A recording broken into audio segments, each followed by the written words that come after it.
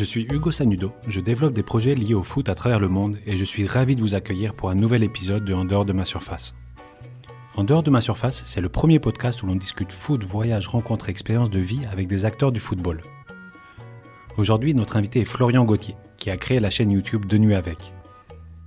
Après 2 années d'études de journalisme, un stage avec Carl Olive et un autre à l'AFP à Belgrade, il ne trouve pas vraiment sa place et cherche un concept original pour allier ses 2 passions, le voyage et le sport. En 2017, c'est le coup de génie. Il décide de mixer 2 émissions qu'il adore, J'irai dormir chez vous et Intérieur Sport.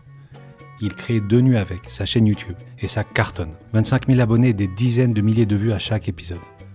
Son concept est simple, passer 2 nuits chez un sportif, souvent à l'étranger, et le suivre dans son quotidien. L'idée, c'est vraiment de le suivre dans son quotidien de sportif de façon très naturelle, de filmer ses moments de vie, etc., mais surtout de parler autre chose que de sport. Il a déjà fait plus de 40 épisodes, notamment avec Rudy Gobert aux US, Aymeric Laporte à Manchester, Sébastien Haller à Amsterdam, Mathias Coureur au Kazakhstan. La grande qualité de Flo, c'est qu'il arrive à mettre à l'aise les sportifs, à créer un lien, et qu'avec lui, ils finissent toujours par se livrer comme rarement ça leur est arrivé. Mais moi, je pars pas pour me dire je vais me faire un ami, mais derrière, en fait, tu restes tellement tout le temps avec eux. En fait, on se raconte tout, parce qu'il faut créer de la discussion, parce que tu es avec eux et tout. On est tous les deux et je ressors de là, je connais toute leur vie, en fait. Dans cet épisode, il nous parle de son concept, nous raconte quelques-uns de ses voyages et nous livre ses prochains projets. Bonne écoute. Bonjour Florian. Salut Hugo. Comment vas-tu ? Ça va et toi ? Ouais, ça va, je suis très content de te recevoir. Également. Surtout que c'est ça l'objectif de mon podcast, c'est rencontrer du monde. Et nous, ça s'est fait il n'y a pas très longtemps. Absolument. On s'est eu au téléphone parce que j'ai fait un podcast avec Mathias Coureur, que tu connais bien. Que je connais très bien même. Tu connais très bien, on le salue ? Allez, on le salue. Non, non, okay. Non, je le salue pas. Ok, voilà, ça, tu lances le truc, bien.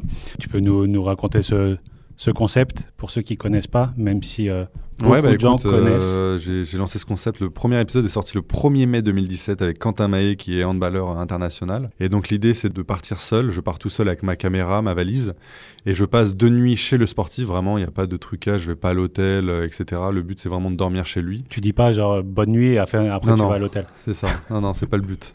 À part ça m'est arrivé sur un épisode où j'ai suivi un joueur en compétition, donc forcément il était à l'hôtel, je ne vais pas dormir dans son lit. Mais sinon, t'as des limites quand même. C'est ça, quelques limites. Quoique c'est le joueur qui avait des limites. Moi, et du coup, l'idée, c'est vraiment de le suivre dans son quotidien de sportif de façon très naturelle, de filmer ses moments de vie, etc. Mais surtout de parler autre chose que de sport, de le suivre s'il a des projets, des passions, de le faire sortir de son quotidien. Moi-même, je lui propose des activités. Par exemple, avec Arthur Masuaku, que j'avais suivi à Londres, je lui ai dit, écoute, viens, on va aller voir le musée de la Tour de la Terreur, si je dis pas de bêtises. Et au final, tu vois, il était un peu réticent au début. Puis quand il est sorti, il était très content parce que ça lui change de son quotidien de footballeur. Il avait vu autre chose, etc. Donc voilà, c'est allier ce côté très naturel de suivre la personne chez lui, dans son quotidien de sportif, voir comment il se prépare, ce qu'il mange, etc. Et en même temps, de sortir complètement de ce cadre, de parler d'autres choses, de faire d'autres activités. Ouais, et c'est pour ça que ça se rejoint pas mal, nos sujets, en fait, même Absolument, si c'est pas le même média et on n'a pas le même nombre d'écoutes ou de vues sur YouTube parce que mais oui, c'est le même objectif en fait, c'est parler de tout ce qu'on ne parle pas dans les journaux en fait. Des fois quand tu as eu il y a pas longtemps Sébastien Haller qui du jour au lendemain, il a dû partir avec toute sa famille, ses enfants en bas âge. Comment tu fais? Qui gère ça? L'organisation. Une semaine après, tu es sur un terrain de foot en train de t'entraîner avec des nouveaux coéquipiers, une nouvelle langue certaines fois. Non, c'est ça, c'est que toi, tu vas regarder la notification, tu vas voir Sébastien Haller transféré. Tu vas le voir le week-end prochain, par exemple, à faire une mauvaise performance, tu vas dire attends, mais c'est quoi ce transfert et tout. Alors derrière, il y a l'humain, c'est-à-dire que lui, il a dû partir précipitamment. Peut-être que, je sais pas, tu changes complètement, faut t'adapter. Donc il y a plein de choses à gérer. Peut-être qu'il va pas avoir la tête tout de suite à rentrer dans le match parce que attends, ma femme elle est encore là-bas, ça se passe mal, elle doit accoucher. Enfin, tu vois, il y a plein de détails que nous on va juste revoir la notif transfert pour tant de millions. On va se dire attends, il est sérieux, c'est quoi ce match et tout. Alors que derrière, moi en fait j'étais parti de ce constat-là. Où je me disais moi-même, par exemple, moi je suis fan du PSG, j'étais au Parc des Princes, Kurzawa fait un mauvais match. T'as envie de l'insulter, t'es fan du PSG, tu te dis attends, il se fout de notre gueule et tout. Et moi, c'est vrai que j'avais eu cette réflexion, mais je me dis, mais il rentre chez lui, il a une famille, des gens qui vont être impactés. Et en fait, j'avais envie de montrer ce côté-là, tu vois. C'est-à-dire que oui, alors évidemment, t'es supporter, t'as le droit d'être mécontent contre un joueur et tout. Mais derrière, il n'y a pas que ça, en fait. Le joueur, il y avait une famille. C'était ce qui s'était passé avec l'épisode que j'avais fait avec Geoffrey Jourdain. C'est-à-dire que tout le monde le prenait pour le mongol de service. Et moi-même, je ne savais pas qu'il avait 3 enfants. Donc je pars faire l'épisode, je vois une femme, 3 enfants, et il me raconte des fois comment il a pu être impacté, ou des fois il était à Montpellier, sa femme était à Montpellier avec ses enfants, où des gens l'arrêtaient en voiture pour l'insulter et tout, elle pétait un câble à la sortie de la voiture en disant « Mais attendez, j'ai des gosses dans la voiture et tout ». C'est irresponsable. En fait, il faut dissocier vraiment le joueur quand il est sur le terrain, à l'entraînement et tout, du joueur quand il est dans sa vie privée, et montrer justement que certes, il gagne des millions et tout, mais c'est un homme comme tout le monde, et puis il peut avoir ses soucis, et puis il a une famille, quoi. Enfin, ça reste une personne normale, quoi. Exact. Moi, dans mes sujets, où c'est souvent des entraîneurs qui sont partis, qui sont un peu baroudeurs, et tu te dis, mais eux, ils ont pas de famille, ils partent avec leur sac à dos. Et si, en fait, ils ont toutes ces histoires derrière, et c'est vrai qu'on s'en rend pas compte. Et c'est pour ça, ton concept, il est génial, parce qu'on les voit au quotidien, et vu que c'est filmé, visuellement, on arrive à se rendre compte, et aussi on se rend compte que c'est pas tout le temps glamour. Ah non. Mais après, c'est ce que j'essaye de faire, de dissocier un peu, c'est-à-dire que, comme si c'est un catalogue pour les gens, alors, soit il y a les personnes qui vont venir voir parce qu'il y a des gros noms, donc j'essaye de faire des gros noms, parce que déjà, moi, ça m'intéresse, c'est cool, c'est des gros noms, ça t'apporte du public, et puis c'est incroyable de voir un Rudy Gobert, comment vraiment, lui, c'est la préparation maximale, etc. Et derrière, faire des joueurs méconnus, ou vraiment très peu connus dans des pays incroyables, parce que alors ça fera peut-être moins de vues, mais l'expérience est folle. Moi, j'adore voyager. Je pense qu'on se rejoint sur les voyages, et c'est une occasion d'aller dans des pays dans lesquels jamais, naturellement, je serais allé. Peut-être pas le Kazakhstan, mais en tout cas, la ville où était Mathias Kour au Kazakhstan, j'y serais jamais allé. La Biélorussie, j'y serais jamais allé, naturellement. Donc, c'est vraiment faire deux choses différentes. Un catalogue pour ceux qui vont me suivre et qui vont adorer ces histoires-là, et pour ceux qui veulent des gros noms. Puis, au final, ce sont des personnes qui font le même sport, et en même temps, ils ne font pas le même sport, parce que c'est des choses complètement difficiles, des cadres de vie et des vies vraiment différentes, quoi. Là, c'est bizarre, parce que tu réponds comme si moi je répondais, je comprends pas trop là maintenant.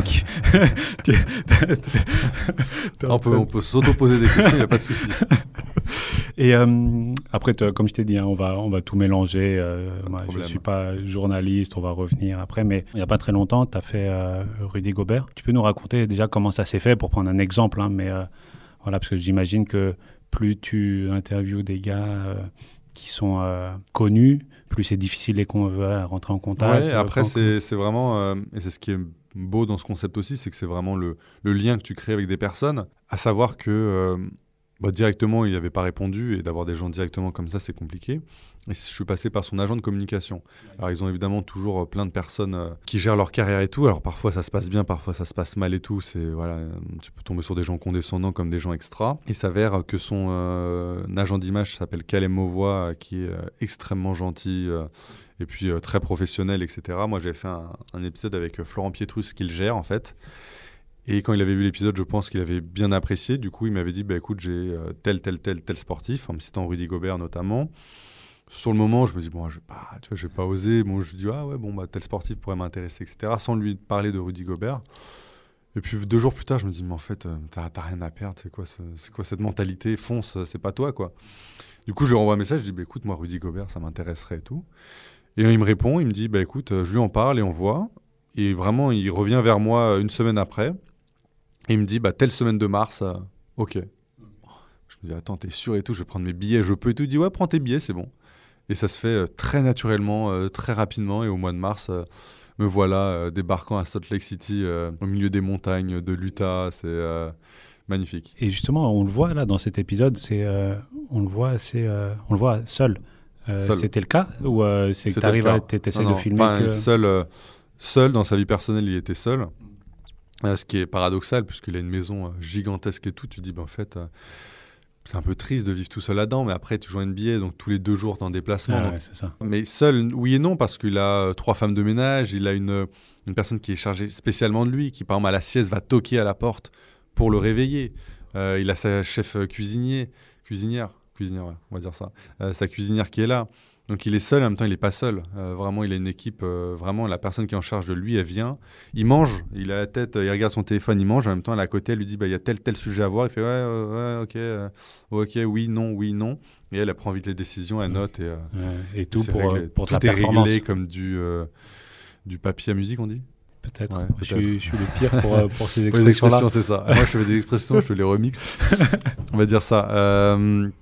Et en fait, lui, j'ai jamais vu un tel niveau de professionnalisme. Ah ouais, là, tu as vu un autre niveau. Là, tu es dans un sport où il a un niveau où il est parmi les meilleurs. Et il n'y a pas de secret. Et c'est être le meilleur, enfin parmi les meilleurs sur de longues années. Parce qu'on en a vu des meilleurs sur une année. Mais lui, il fait tout pour durer. Ce qui est le plus dur, sa chef cuisinière lui prépare 3 jus différents, de jus de carotte le matin, jus de truc. Pour arriver à... Ah, c'est ça. C'est-à-dire que lui, tous les matins, il va avoir un petit déjeuner précis et les menus vont changer tous les jours. D'ailleurs, elle n'a pas de vie, parce qu'elle va faire les courses. Le matin, elle est là pour le petit déjeuner. Le midi, elle est là. Le soir, elle est là, quand il est à domicile. Lui, il part à l'entraînement, il revient. Et s'il veut s'entraîner en plus, parce qu'il a sa salle de muscu, sa salle de shoot, il va s'entraîner. De shoot ah oui, il a un demi-terrain où il peut s'entraîner et tout. Derrière, il va aller à la sieste, précisément telle heure à telle heure, où, comme je te dis, la personne va le réveiller en toquant pour pas qu'il dorme trop, etc. Et puis le soir, il va se détendre, il va jouer aux jeux vidéo, mais il n'y a pas une minute, tu vas dire, tiens, est-ce que je vais... Moi-même, à un moment, je dis, il habite vraiment, c'est magnifique dans les montagnes et tout. Tu as un sentier, moi, je suis allé faire du drone et tout. Je lui dis, est-ce qu'on peut aller vraiment sur le sentier? C'est vraiment à côté de chez lui, on va dans le sentier, quelques images et tout. Il m'a dit, ouais, non, je préfère même pas perdre de jus et tout, tu vois, je bouge pas, quoi. Il bouge pas, soit il va à l'entraînement, soit il reste. C'est un niveau de fou, quoi. Mais c'est impressionnant de voir ça, quoi. Tu te dis, il n'y a pas de secret. Autant un joueur, tu vas jouer en Ligue 1, on se fait un McDo de temps en temps, tu fumes une cigarette, tu fais une soirée, c'est pas grave. Là aussi, je pense que s'il le fait une fois, ça va pas être grave. Mais il va le faire une fois. Là, pour le coup, c'est pas une fois par semaine, ça va être une fois dans l'année. Il peut pas le répéter, sinon c'est pas possible, quoi. Et ça, c'est... si on continue sur cet exemple-là, mais t'as fait combien d'épisodes au total? J'ai arrêté de compter il y a quelques numéros, mais je dois être à 45. Ah ouais. Je pense un truc comme ça. Ouais, il y a aussi la NBA qui lui impose beaucoup de choses. C'est justement, t'as pu voir ça, où c'est son club, c'est des contrats énormes. C'est lui tout seul. Lui, quoi. Après, il n'a pas de secret. Voilà, il a un salaire, c'est le sportif français le mieux payé au monde, où il prend 25-30 millions, je crois, l'année maintenant, sur 5 ans. Donc je pense que naturellement, voilà. Mais c'est vraiment pour lui. C'est-à-dire que derrière, s'il joue mal, oui, la franchise a tout mis sur lui. Donc à un moment donné, je pense que s'il fait des bêtises, ils vont le recadrer. Mais il n'y a même pas besoin, en fait. Parce que lui, dans un niveau de concentration, de professionnalisme, il n'y a rien à redire, quoi. Tu peux rien lui dire. Et pour toi, un peu quand tu arrives là-bas, dans cette ambiance-là un peu austère, ou non, justement un mix entre en fait, c'est ce luxe et c'est l'austérité en même temps. Ouais, après... Honnêtement, il m'a bien accueilli, c'est-à-dire qu'il est très réservé, c'est sa nature, tu peux pas lui enlever, il est très réservé, mais une fois à un moment, il est parti tout l'après-midi, je l'ai pas vu parce qu'il devait faire des soins, etc. Et moi, je me suis dit, attends, mais il faut quand même commencer, j'avais pas commencé à filmer, je me dis, mais on va le faire quand et tout. Et une fois qu'il est revenu, vraiment, il a joué le jeu, il a tout mis de côté, on est resté de 16h à minuit ensemble collés, lui, il a joué aux jeux vidéo, je le regardais, on a fait des trucs, on a parlé, on a mangé, il a joué le jeu, il s'est complètement ouvert, super. Super, et moi j'ai adoré le voyage, encore une fois, parce que j'étais venu un petit peu avant pour profiter de la ville, je déambule tout seul, etc. C'est au milieu des montagnes, je me rappelle, c'était en plein soleil, c'était au mois de mars, il faisait un peu froid, mais c'est grand soleil, donc vraiment un peu une impression irréelle, t'es au milieu des montagnes, il y avait encore de la neige, c'était un contraste superbe. Je me dis, c'est un des plus grands sportifs, je suis là comme dans un rêve en fait, c'est vraiment comme dans un rêve. C'était magnifique, j'ai assisté à 2 matchs, il a vraiment joué le jeu et tout. Non, rien à dire. Et là, tu es resté, à chaque fois, tu restes 2 jours. C'est ça. Là, quand je pars loin, en fait, je vais rester 2 nuits chez lui. Après, moi, je vais me prendre ma chambre d'hôtel, je vais rester plus longtemps pour profiter. Tu vois, je me dis, je pars loin, autant profiter du voyage, quoi. Il n'y a que Mathias où je suis resté 5 jours, mais 5 jours chez lui, quoi. Il m'a hébergé. Ouais, lui, au Kazakhstan. Au Kazakhstan. Ouais, épisode trop marrant. Déjà, vous commencez sur des chevaux. C'est ça. Vous avez dû trop vous marrer. Mais justement, souvent, là, tu viens de prendre un contre-exemple, mais ces sportifs-là, il n'y a pas ce côté voyage que nous, les gens normaux, comme parce que je dis tout le temps que ces sportifs, ces entraîneurs, c'est des fous, c'est pas des gens normaux. Mais il n'y a pas trop ce côté voyage, justement, ou cette envie d'aller découvrir. Ils sont dans des endroits incroyables, à l'autre bout du monde. Toi, si quelqu'un de normal va là-bas, il aurait déjà fait tous les sentiers, toutes les visites touristiques. Mais eux, ils sont dans une autre optique. Et justement, c'est ça un peu qui est des fois un peu déroutant, c'est que ils sont à l'autre bout du monde et en même temps pas dans ce concept de voyage. Ouais, ils sont pas ce concept c'est ce qui... Et c'est pour ça aussi, mais en même temps c'est pour ça ceux qui vraiment sont à l'étranger sont loin, ils sont contents de m'avoir parce que du coup déjà ils voient un français et puis ça va les bouger un peu. Des fois je me dis ce serait bien qu'on aille voir ça et tout, ils sont contents. Et oui, en effet, il n'y a pas forcément cette optique parce que souvent s'ils sont dans des clubs ou des pays comme ça, c'est que ils sont à un moment où ils doivent se montrer à fond. Donc ils vont essayer de pas gaspiller d'énergie, ou même ils sont vraiment focus en me disant je dois tout casser dans ce club si je veux un meilleur contrat, partir de là. Ou même parfois, ça va être un championnat et tu dis, je suis dans un club moyen et si je casse tout, je vais dans le meilleur club et après, tu joues l'Europa League, des choses comme ça. Donc, après, il y a... Ouais, ça va dépendre aussi de la personne. Je pense qu'il y en a qui vont être moins curieuses que d'autres. Je suis allé voir Kevin Tilly en Chine, qui fait du volleyball. Et lui, pour le coup, à l'inverse. Dès qu'il pouvait, il partait à Shanghai, un truc, la muraille de Chine, il faisait tout. C'était le roi du monde là-bas parce qu'il avait beaucoup d'expérience. Il apprenait vraiment aux jeunes là-bas comment vraiment développer professionnellement le volley, même aux entraîneurs. Tu vois, il leur inculquait un vrai niveau. C'est un peu le roi, donc s'il voulait bouger, il était avec sa femme, donc en déplacement, elle le suivait. Et lui, pour le coup, il connaissait plein d'endroits et tout. Donc ça, je pense que ça va dépendre de la sensibilité aussi de la personne. Mais c'est vrai que globalement, ils vont se focaliser pour tout casser dans le club où ils sont, quoi. Et si on revient sur ton concept, toi, après, donc tu filmes ces 2 jours, déjà, tu as combien de caméras? On va rentrer dans la partie un peu technique. J'en ai qu'une. T'as qu'une seule caméra? J'en ai qu'une. À un moment, j'utilisais un peu une GoPro que je mettais sur l'épaule, un peu comme Anton de Maximi, mais ça apportait pas grand-chose. Alors maintenant, avec ma caméra, je fais plusieurs plans, mais c'est le plus simple. Après, j'ai mon drone qui fait un peu toute la différence, qui donne une respiration dans les épisodes. Et c'est tout. J'ai toujours ma GoPro, on sait jamais si je dois l'accrocher, si on fait du vélo, un truc, une connerie, tu vois. Ouais. Et après, tu fais tout un montage. Et je fais tout le montage, c'est ça. Je rentre. Maintenant, je le fais de plus en plus rapidement parce que j'ai la main. C'est pas un montage de fou. Je fais pas des trucs. C'est vraiment intuitif et je fais au long cours. En fait, je suis le déroulé de l'épisode. Mais tu essaies à chaque fois que ça dure une demi-heure. Ça dure de plus en plus longtemps. Je vais pas te mentir. De base, les tout premiers, je m'étais dit, parce que je connaissais pas grand-chose, je me dis, les gens vont pas regarder, tu t'ennuies, donc je vais faire que 10 minutes. J'ai fait ça sur plusieurs épisodes et tout le monde me dit, mais tu peux pas faire plus longtemps parce que c'est super intéressant, on n'en découvre pas assez. Puis je me dis, c'est vrai que des fois, je pars loin et autant faire plus long. Et je fais 20 minutes. Et en fait, la durée moyenne d'un épisode sur YouTube va être 2-3 minutes, c'est très peu. Et moi, elle était hyper élevée, elle était de 7-8 minutes. De durée moyenne de visionnage. Visionnage, ouais.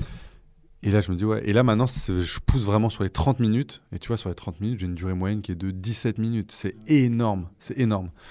Et en fait, je me dis, donc les gens vraiment sont captivés, ils regardent.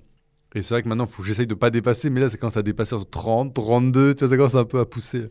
Simacan, j'ai dû faire 30 minutes. Là, le Marvin Martin que je vais sortir, il fait 30 minutes aussi. Mais c'est tellement agréable. Et, là, je commence à avoir du bon contenu. Donc, autant le faire partager. Ceux qui ne veulent pas regarder, ils ne regardent pas tout. Et puis ceux qui veulent... Voilà. Moi, je me dis exactement la même chose avec mon podcast. Moi, le média est différent. Mais comme c'est une discussion... J'aime bien l'idée. Je sais que je vais perdre beaucoup d'auditeurs. Beaucoup de gens vont un peu s'arrêter parce que ça va être long. Mais je me dis justement, il y a ce côté intime. Ça arrive petit à petit, tu sais, les informations.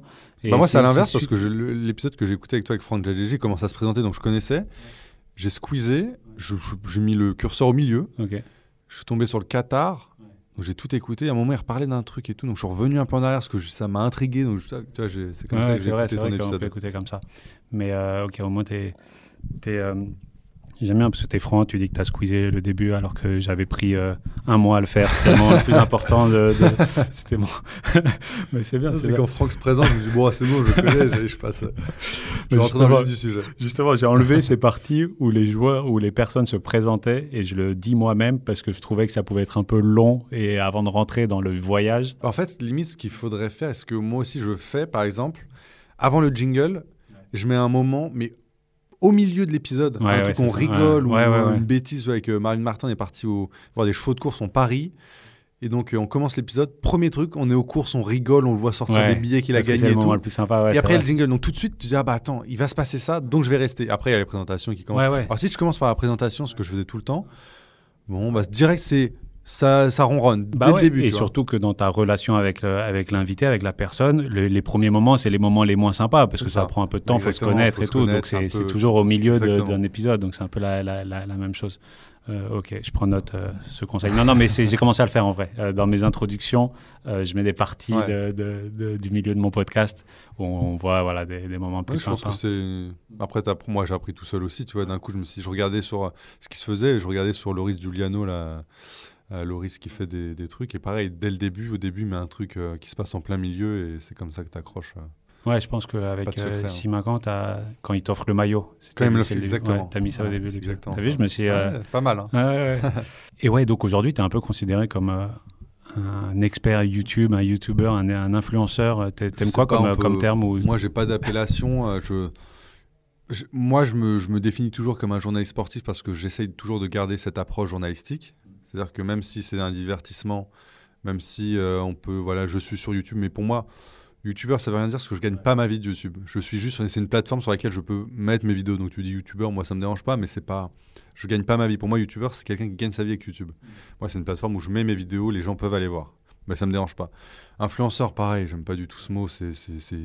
Voilà, C'est influenceur de quoi en vrai? c'est pompeux, Mais après, les marques ou après, des voilà, gens qui peuvent être rien, intéressés par ton travail. En fait, c'est ça, c'est que le nom, bon, c'est pas, mais je m'en fiche, mais en même temps, si tu veux te placer au niveau des marques et tout, c'est comme ça qu'on s'appelle, c'est comme ça que ça se passe. Donc, moi, je joue le jeu, je me formalise pas, tu m'appelles comme tu veux, je m'adapte. Ouais. Vraiment, c'est que le concept, c'est que je m'adapte. Je vais n'importe où, je m'adapte. Il n'y a pas le choix, je m'adapte. Ouais, c'est ton trait de personnalité. C'est ça, faut s'adapter. Je peux aller chez Rudy Gobert en Biélorussie, où tu veux, je vais m'adapter. Tu peux dormir dans un lit, dans une maison dans un luxe, canapé, par terre, partout. En Chine, je leur dis à chaque fois à Kevin, un canapé, j'ai jamais vu un canapé aussi petit, j'étais sur une épaule, c'était atroce. Et c'est quoi chez Sébastien Allaire aussi? Ah non, ça c'était un truc gonflable. Ouais, au final, je sais pas si je le dis ou pas, mais en fait, il devait recevoir, je crois, quelqu'un, mais il s'était arrangé. Au final, il m'avait redonné un lit normal. Ah ouais, okay. Mais après, moi, ça me dérange pas. Et c'est quoi les prochains... Comment tu vois un peu l'avenir de cette émission? L'avenir, il y a plusieurs axes. Le premier, c'est de faire des hors-séries, donc avec des personnalités hors sport. Ça peut être un homme politique, quelqu'un dans le cinéma, ça peut être quelqu'un dans la télé-réalité. L'idée, ça va être le même concept, d'être bienveillant, positif, d'aller découvrir son quotidien, mais dans d'autres univers.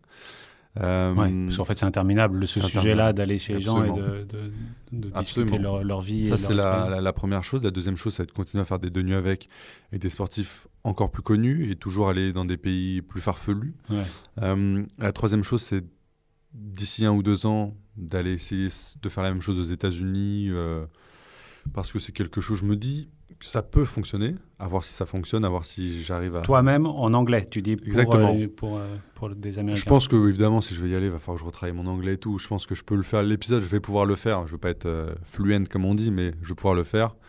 Et je pense qu'il y a un truc à faire. Ça va prendre, ça va pas prendre, ça prend pas... Le Frenchie. C'est ça. Si ça prend avec le Frenchie, tu vois, le French accent et tout, il y a moyen. Si ça prend pas, je me fais pas en me disant, je mets tout sur les États-Unis, si je veux passer à la fin. Non. Parce que j'ai bâti un truc assez solide ici. Le truc, ça va continuer à développer solidement ici. Si ça peut prendre aux États-Unis, tant mieux, parce qu'à force de frappe, ça peut fonctionner instantanément. Si ça marche pas, tant pis, ça aurait été une super belle expérience. Et voilà. Toi, t'es comme un peu Omar Sy qui veut faire carrière aux États-Unis, Gad Elmaleh, c'est ça? Tu vois, non, mais même, oui, ça s'est fait comme ça. Ils ont percé sur un film en France et derrière, les portes s'ouvrent. Donc à voir, tu vois, si même il faut refaire des allers-retours de temps en temps aux États-Unis, d'un coup, je t'en fais un gros et que ça perce, pourquoi pas? Ça, c'est des choses à faire. Et puis après, ça va être de développer le deux nuits avec, tu peux le coller avec tout, en fait. C'est-à-dire, j'aimerais bien à terme vraiment faire des reportages dans des, comme je te dis, des zones peut-être dangereuses où tu as quand même des sportifs qui continuent, en Irak où tu as des joueurs de foot, des trucs. Ouais. Ça, c'est des choses que je veux aussi faire. Donc, faut y aller toujours étape par étape. Et puis, ça va grossir. Peut-être qu'à un moment donné, je vais avoir des sponsors qui vont me permettre d'y aller, de le faire, d'être serein. Ouais. Des chaînes j'en sais rien. Aujourd'hui, ou en tout cas ces premières années, si tu devais voyager, tu prenais toi-même ton billet d'avion et tu y allais. Je le fais toujours. Parce que, en fait, je le compte même pas comme c'est pas un frais, en fait. Parce que si je pars loin, en fait, je vais rester sur place, être des vacances. Tu vois, en Biélorussie, c'était pendant le Covid. C'était un des seuls pays qui était ouvert.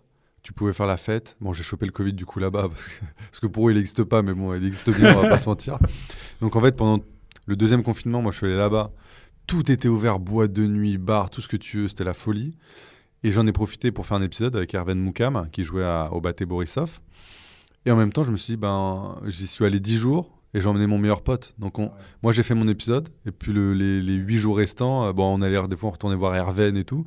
Et puis, non, après, on faisait notre vie là-bas. Donc, t'en profites. Et pour moi, j'ai pas dépensé de l'argent en disant, je dois travailler, c'est des frais. Non, j'y vais, je paye.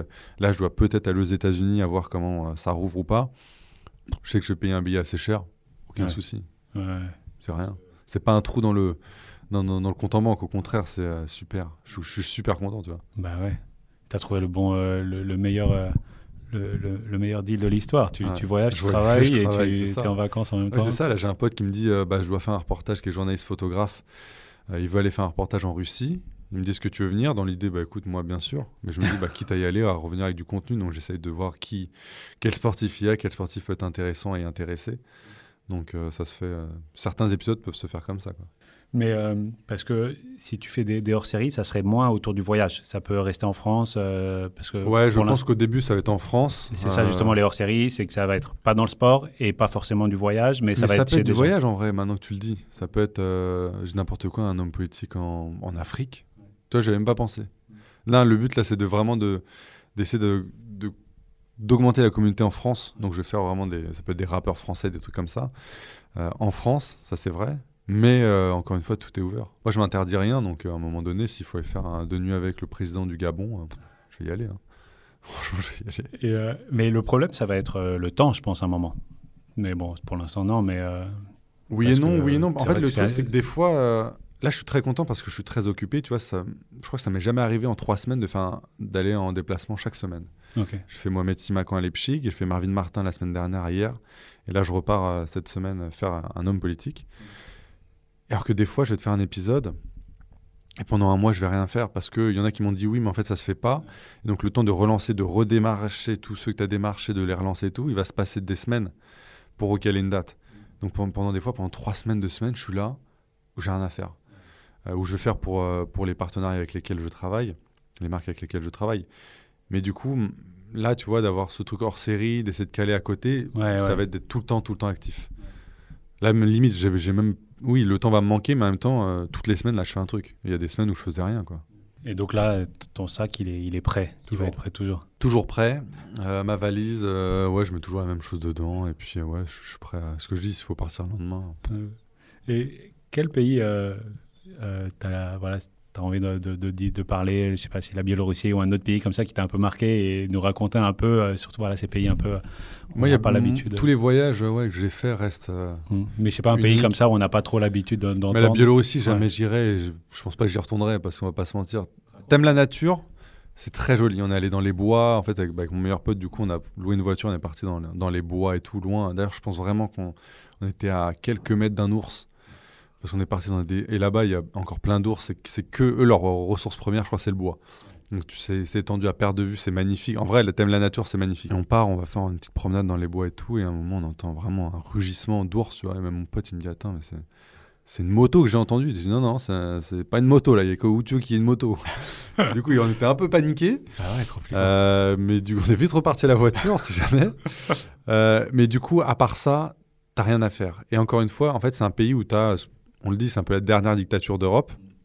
Et moi, je suis tombé en plein pendant les manifestations qui continuent encore, mais là, c'était vraiment le plein cœur. Et en fait, on est sorti un dimanche, parce que c'est le dimanche qu'ils manifestent, où on a suivi une manifestation et tout. Et en fait, le dimanche, ils coupent Internet dans tout le pays pour que les gens n'arrivent pas à se rejoindre. Et moi, le jour où j'arrive, où je dois aller voir Herven en match, parce que le Borisov n'est pas dans la capitale à Minsk, où lui réside, mais c'est à genre 20 km. Et on n'a plus d'internet pour louer un taxi. Donc je l'appelle et il lui-même doit prendre un taxi pour nous dire allez à tel endroit, sauter dans le taxi, parce qu'on n'avait plus internet pour aller au stade. Il t'avait prévenu, tu savais on savait, mais sur le moment, c'est vrai qu'on n'avait pas prévu et tout. Ouais. Et pareil, donc voilà, tu sors dans la rue. Là, si tu n'as pas prévu ton coup, tu n'as plus internet. Pour te repérer à Minsk, c'est pas évident. Et c'est vraiment, quand on parle de communisme, c'est vraiment le communisme. Hein. C'est pas en France, on va te dire. C'est pour ça qu'on dit oui, en France, en ce moment, c'est une dictature, je sais pas quoi. Et en fait, c'est quand tu vas dans des pays comme ça que tu te rends compte que, les gars, tranquille. Déjà, le fait de dire que tu es une dictature et que tu peux manifester. Non. Un truc tout bête, mon meilleur pote était danseur. On fait une petite vidéo où il danse devant une cathédrale et tout. Tu as des officiers de sécurité qui étaient devant, qui viennent en courant nous voir en disant montrez les images, vous n'avez pas le droit de filmer devant et tout. Et partez d'ici. Ouais, tu as senti que tu ne pouvais pas rigoler. Tu sens que tu ne peux pas faire n'importe quoi. Ouais. Et pareil, quand il y a des manifestations, tu vois des convois passer, tout, avec des gars armés comme ça et tout, tu te dis, ouais, je vais pas chercher l'embrouille, quoi. Et à côté de ça, en fait, c'est très particulier.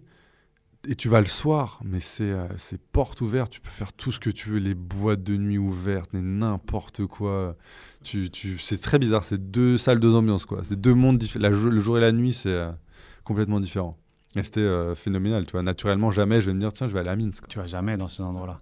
Et c'est pour ça. Et le joueur que tu as suivi, Erwan Moukam. ouais, il aime Lui, bien. il est parti au Kazakhstan, du coup. Maintenant, il est en Ah, le Kazakhstan, c'est marrant. Il a bien aimé, je sais pas, pareil, il était avec sa femme et ses 2 enfants qui est dans une école privée anglaise, du coup. Ouais. Il faisait un peu en anglais et tout. Sa femme, non, t'as rien à faire en fait. Tu connais pas grand monde et pas de beaucoup de sportifs, il n'y avait pas de francophones avec lui, je crois. Donc du coup, toute la journée, t'attends, les enfants, ils sont à l'école. Non, elle s'occupait de leur petite fille. Quand t'es ensemble, ça va, mais c'est long, quoi. C'est long. Après, au Kazakhstan, du coup, il est parti au Kazakhstan. Ça se passe un peu mieux, je pense. Enfin, sa femme, je crois que ça lui plaît un peu mieux. Mais c'est des vies pas évidentes. Parce que même si t'as un travail et que tu veux, je sais pas, t'as des projets et tout, depuis la Biélorussie, c'est pas évident, quoi. Ouais. Mais beaucoup de joueurs partent tout seuls quand même, non, dans ces pays-là? Moi, ce que j'ai vu... Non, franchement, ça va dépendre. Ça va dépendre. Parce que mine de rien, tu gagnes assez bien ta vie quand même. Ouais. T'es en Biélorussie, t'es au BATE Borisov, un club qui joue avec des champions en Europa League, tu vas bien gagner ta vie. Oui, bien sûr. Mais et le Kazakhstan, alors après, on va pas faire non plus tous les pays. pays. Non, le Kazakhstan, je me suis fait un de mes meilleurs amis en fait. Ouais. Mathias Kor, c'est devenu un de mes meilleurs amis. Il m'invite à son mariage. On se lâche plus, quoi. On va en Inde, dans sa chambre là, je l'appelle presque tous les jours. On se voit dès qu'il vient sur Paris, on se voit. C'est fou. Donc c'est ce concept là, je le connaissais pas du tout avant. J'avais fait, je me rappelle une interview où je dis j'ai vu un gars qui s'appelle Mathias Kor au Kazakhstan, j'aimerais bien le voir. Lui, on l'a prévenu et du coup on s'est mis en contact. Et lui, il était super content que... Tu vois, lui, il voit n'importe qui, mais il est hyper ouvert, hyper gentil, généreux, tout ce que tu veux. J'ai jamais vu quelqu'un d'aussi gentil que lui. Donc j'arrive et tout, il était vraiment dans une petite ville à la frontière avec l'Ouzbékistan. Mais pareil, on a énormément rigolé. Tu vois, il était dans son appartement, il avait loué un grand appartement. On est là, on peut le dire, on allait à la chicha tous les soirs. Il y avait d'autres Français, il y avait Franck Djadjedje, mais il y avait un autre Français, Abdel Lamange, avec qui on s'entendait super bien, que j'avais suivi pendant les matchs, on allait au restaurant tous les soirs. Limite, il me donnait sa carte bleue, il me disait vas-y, la journée, si tu veux aller au resto, fais ce que tu veux et tout. On s'est marré, on regardait des séries ensemble, on allait au resto. Incroyable. Mais trop beau, mais ça c'est ça la beauté de ce projet-là, c'est ça, c'est les rencontres que tu fais. Et là, moi, je pars pas pour me dire je vais faire un ami, mais derrière, en fait, tu restes tellement tout le temps avec eux, sur leur dos. Ouais, tu crées un lien spécial.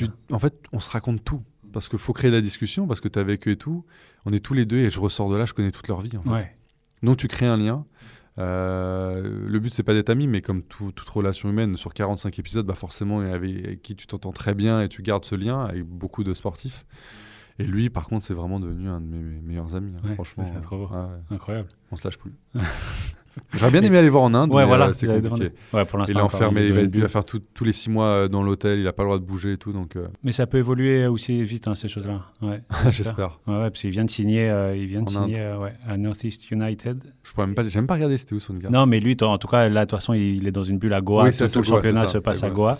Mais sinon, ça, c'est un lieu où tu dois aller. Northeast, c'est vraiment au nord-est, la partie. Du coup. T'es prêt pour aller travailler aux États-Unis. Mais est-ce que c'est, t'as vu? J'ai quelques bases. Est-ce qu'il y a une sorte de langue de terre? C'est ça un peu. C'est complètement là-bas. Incroyable. Ça, c'est incroyable, ce coin. Ce coin où, justement, il y a... Tu l'as fait, toi, du coup? Non, je ne suis pas allé jusqu'à vraiment cette partie-là, mais ce qui est assez intéressant, c'est qu'il y a un seul fuseau horaire, un peu comme la Chine. Tu vois, ils ont un seul fuseau horaire, alors qu'ils sont... T'as un fuseau? En Chine, il y en a un fuseau horaire. Alors qu'il y a des endroits qui devraient avoir 5 heures de différence. Mais ils ont centré ça sur l'heure de Pékin. Et en Inde, c'est pareil, c'est l'heure de Delhi. Mais bon, c'est plus fin, l'Inde. Oui, mais tout à l'est, il fait nuit, ils sont en décalage. Il fait nuit à 3 heures. Parce qu'ils n'ont pas fait des fuseaux horaires. mais ouais, c'est intéressant. Mais ouais, l'Inde, tu dois aller.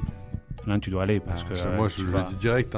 Je regrette de ne pas être allé voir en Corée. Moi, je l'avais déjà fait, donc je connaissais. Ouais. Mais je voulais absolument le faire. Ok, en tout cas, moi, je te souhaite de continuer à voyager, de continuer à rencontrer toutes ces personnes et nous faire découvrir... c'est très gentil. Ouais, tu devrais faire aussi le podcast, toi, du coup, parce que va voyager aussi, du coup. Parce que tu vas, là, ton Patrice Neveu, il faut aller le faire directement. Bien sûr, c'est Gabon, l'idée. C'est l'idée. Là, je te dis, j'ai commencé ça en janvier, donc un peu bloqué avec ces voyages-là, mais l'idée, c'est le faire sur place. Donc, voilà. Merci beaucoup, à toi, Flo.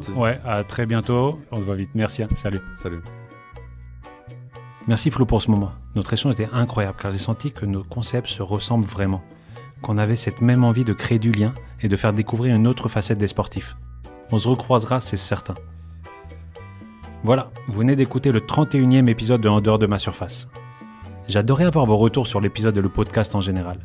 N'hésitez pas à m'envoyer un mail avec vos coordonnées pour qu'on puisse échanger. Mon adresse est hugosanudo@hotmail.com. À bientôt!